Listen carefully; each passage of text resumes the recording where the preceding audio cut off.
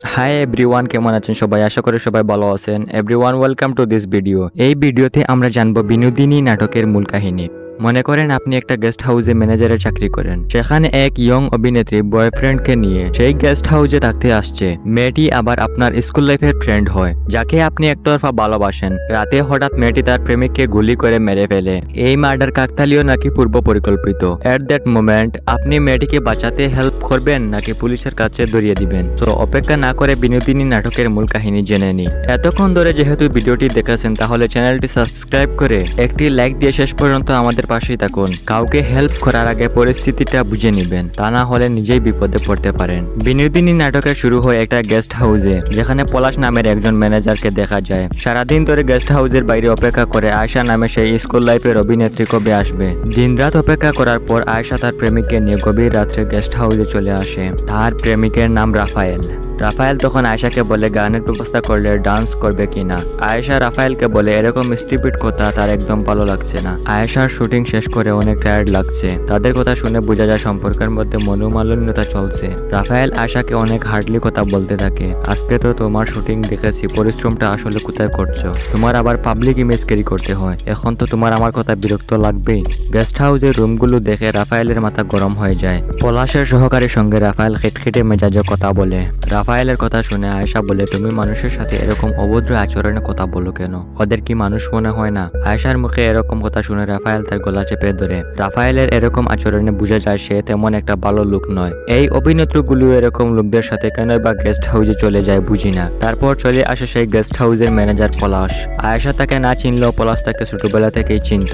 তারা পলাশকে রাতের খাবারের ব্যবস্থা করতে বলে। সে চলে যাওয়ার পর আয়েশা রাফায়েলকে বলে, আর কখনো এরকম করলে খুব খারাপ হবে। রাফায়েল আয়েশাকে এমন ভাবে টর্চার করে আর বলতে থাকে, আমার মুখের উপর কে কথা বলবে, এটা একদম পছন্দ করি না। তারপর সে ব্যাগ থেকে বিয়ারের বোতল আর পিস্তল বের করে। সে বলে তার দাদা নাকি শিকার করতে অনেক পছন্দ করতেন। শিকার যদি পুষ না মানতো তাহলে যত্ন করতেন, ভালো ভালো খাবার দিতেন। তারপর যখন শিকার পুষ মানত তখন তাকে গুলি করে মেরে ফেলতেন, যতক্ষণ পর্যন্ত রক্তের নেশা না কাটে। তার কথা শুনে আয়েশা অনেক কান্না করে। এদিকে পলাশ তার সহকারী মিলে রাফায়েল এবং আয়েশার জন্য রাতের খাবারের ব্যবস্থা করতে থাকে। আয়েশা ওয়াশরুমে যাওয়ার পর এরশাদ নামে একজন পরিচালক তার ফোনে কল দেয়।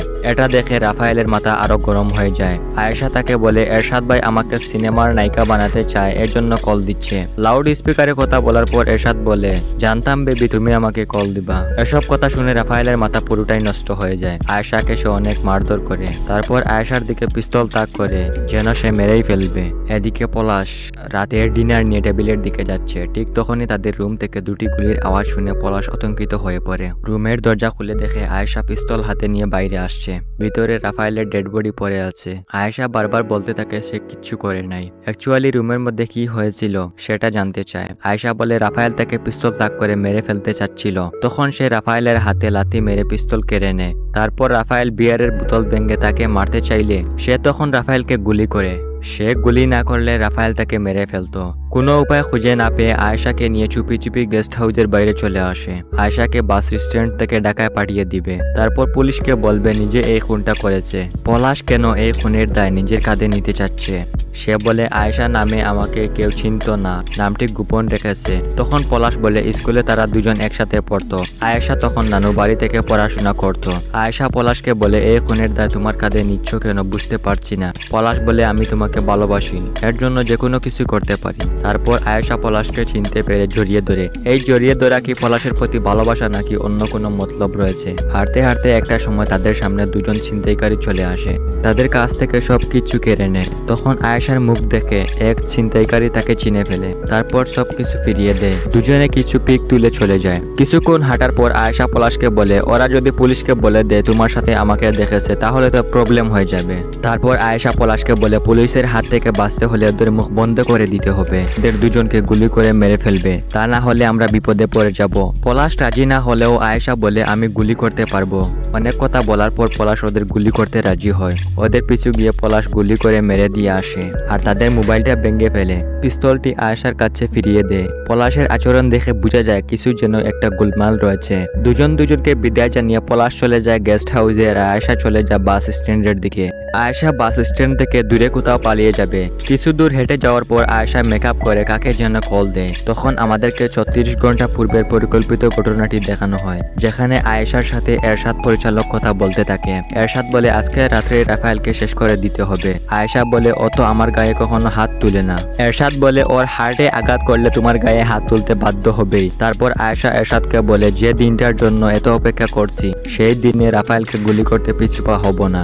আসলে ওই রাত্রে রাফায়েল আয়েশাকে টর্চার করলেও গুলি করতে চায়নি। যখন সে পিস্তলটা টেবিলে রাখে ঠিক তখনই আয়েশা পিস্তলটা তার হাতে নিয়ে রাফায়েলের দিকে তাক করে। সে মনে করে আয়েশা হয়তো তার সঙ্গে ফাজলামি করছে। এক পর্যায়ে আয়েশা রাফায়েলকে গুলি করে মেরে ফেলে।